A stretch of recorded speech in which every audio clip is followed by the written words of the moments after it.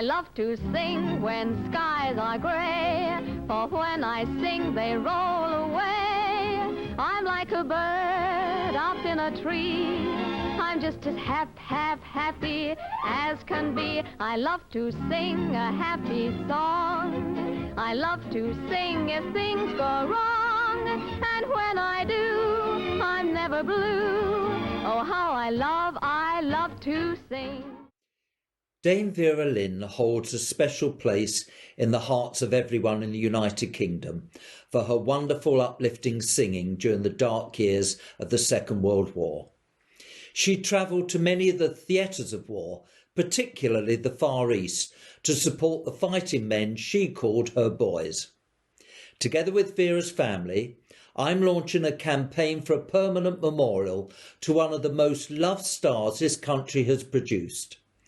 In light of the public interest already in the campaign for the Dame Vera Lynn Memorial Statue Fund, the committee has decided that it is now our intention to proceed with the fundraising appeal on the first anniversary of the death of Dame Vera, the 18th of June. In a moment, you will hear from many others who support this project, including Sir Tim Rice, Sir Paul McCartney and Catherine Jenkins. The memorial will be sited on the iconic White Cliffs of Dover, immortalised in one of Vera's most famous songs, and will be a permanent reminder to future generations of what this marvellous lady accomplished and how much she was loved. The memorial will be paid for by donations and public subscription, and details of how to contribute, if you would like to do so, will be announced on the 18th of June. I do hope that you will enjoy listening to Vera's lovely voice and the memories of those who knew and loved her. I'm Virginia Lewis-Jones, Dame Vera's daughter, and we are so thrilled to be launching a campaign to raise funds for a memorial statue of my mother. We've had a lot of lovely videos for you to watch of people who are supporting the campaign, and I'd like to read you a letter from Sir Paul McCartney, who is absolutely thrilled to be able to be involved. Dear Ginny, I think it is a great idea to have a statue put up on the White Cliffs of Dover so your lovely mum, Vera Lynn, can welcome people forever. I wish you the best of luck with the project and I hope it all works out. Cheers, Paul. And Paul very much wants to be involved and kept up to date with what is going on because he is really, really supportive of the campaign. Thanks very much. I'm Natalie Elphick, the Member of Parliament for Dover and Deal. I'm Trevor Bartlett, Leader of Dover District Council. Dame Vera Lynn is in Dover's heart and its musical soul. She truly encapsulates the importance of entertainment and the arts, as well as celebrating the iconic White Cliffs. We are the guardian and the gateway of the nation, so it's only right and fitting that Dame Vera's contribution to the arts and to our nation is celebrated with the recognition it deserves here in White Cliffs country. As leader of Dover District Council, I'm very proud to be supporting the work of Dame Vera's family for a statue and a permanent recognition for Dame Vera in White Cliffs country. Culture and entertainment enriches our lives, connects and inspires pride in our community. Nowhere is better for Dame Vera's life to be celebrated than at the White Cliffs that she will be forever associated with. We will be very proud and honoured to find a new home for Dame Vera's legacy at the White Cliffs.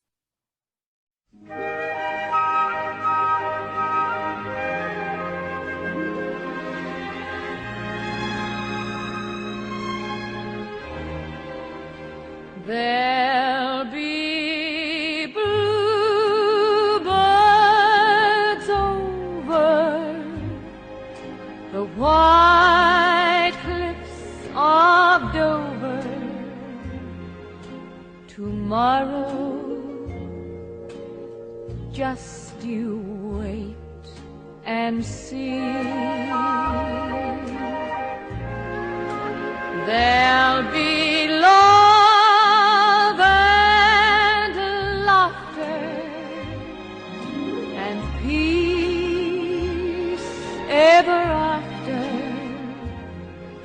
Tomorrow, when the world is free, the shepherd will tend his sheep, the valley will bloom again, and Jimmy will go to sleep in his own little room again. There'll be bluebirds over the white cliffs of Dover. Tomorrow, just you wait and see. The shepherd will tend his sheep, the valley will bloom again, and Jimmy will go to sleep in his own little room again. There'll be bluebirds over the white cliffs of Dover. Tomorrow, just you wait and see.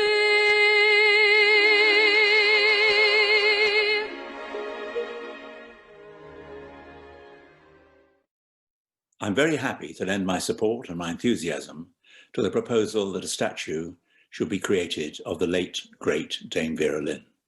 And I think it would be wonderful if it could be somewhere near Dover, where one of her greatest songs was set. There'll be bluebirds over the white cliffs of Dover. But it doesn't really matter where it is, as long as it's in England, because she was so much part of English life and now of English history. A great, great lady who has done so much for her country, not just as an entertainer, but also as an encouragement, as a support, particularly during the Second World War. And of course, she continued to support many very valuable causes, including her own charity, looking after disadvantaged children. So there is no earthly reason why our country should not raise a lot of money to give a great tribute to Vera, so she can continue to inspire people long after she's, sad to say, left us.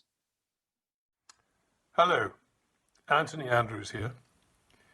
I feel personally as though I've known Dame Vera all my life. Well, many of us might feel that because of her extraordinary career over so many years. But in fact, my father was a musical director and conductor, arranger, and worked with Dame Vera during the 40s and the early 50s on many of her recordings and BBC broadcasts. And so as a family, of course, we always tuned in whenever we could to see her or listen to her and to listen to my father's arrangements. And my sister was at school with Virginia, Dame Vera's daughter, so we were always getting the news and feeling those we were great friends from an early stage in life. And then later in life, of course, I met her on many occasions, showbiz-wise, and particularly all the work that she did, the charitable work that she did with the various charities, particularly the ones for children. So, and then later, even than that, we began to meet up for lunch at the great show jumping arena in Hickstead in Sussex, which is quite near to where she lived. I can't imagine words that are sufficient to describe the impact of Dame Vera's career on my family and indeed on the world at large, particularly the UK, of course, and particularly the thousands and thousands of troops that she entertained all over the world. All those extraordinary many miles that she travelled in order to do that. And if I was to think of a tribute, a fitting tribute to Dame Vera, I can think of nothing better than a statue of Dame Vera. And what more perfect place could there possibly be to erect such a statue than the White Cliffs of Dover? Perfect. So I want to pay tribute to her again, to her family and all the ingenuity that's gone into planning this, and all those who are involved in erecting this statue. I wish you all the luck in the world, and I can't wait to be there to see it. So God bless you all.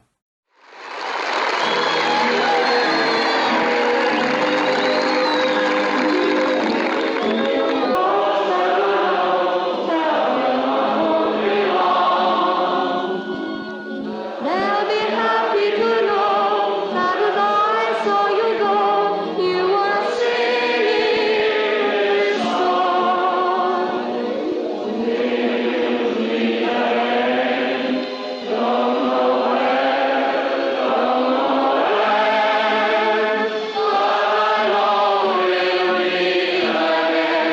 Some sunny day.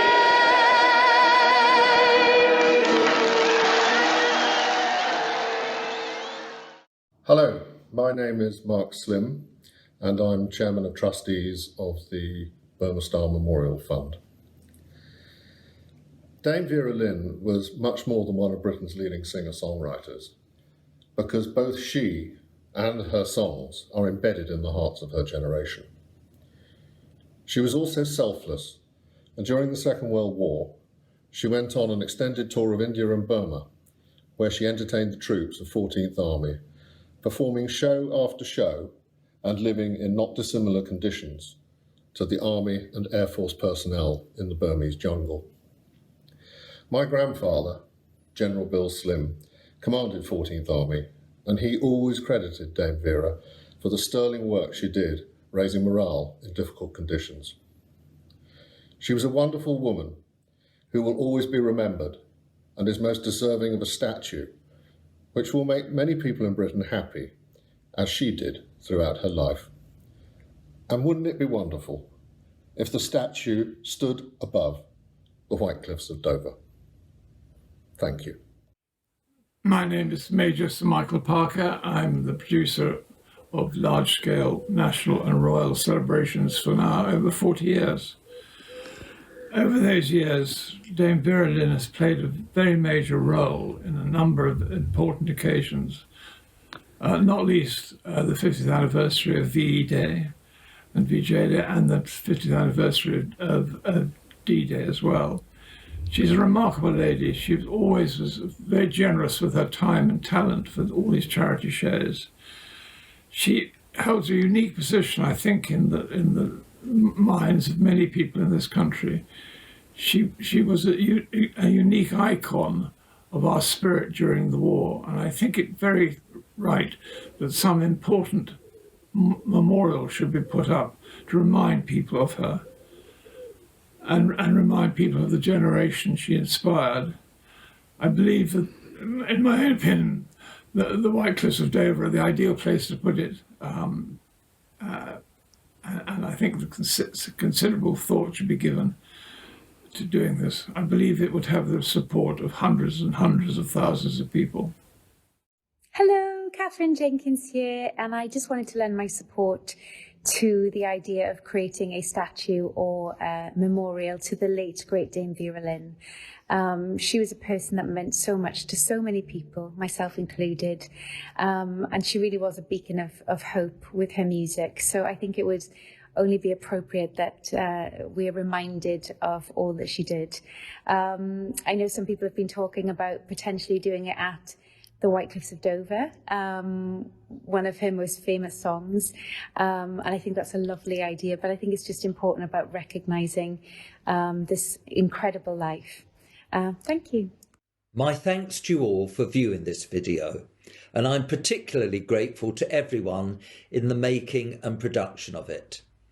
If you would like to contribute to the fund, it is the committee's intention that the appeal will be formally launched on the 18th of June, the first anniversary of Dame Vera's death. Goodbye to you all.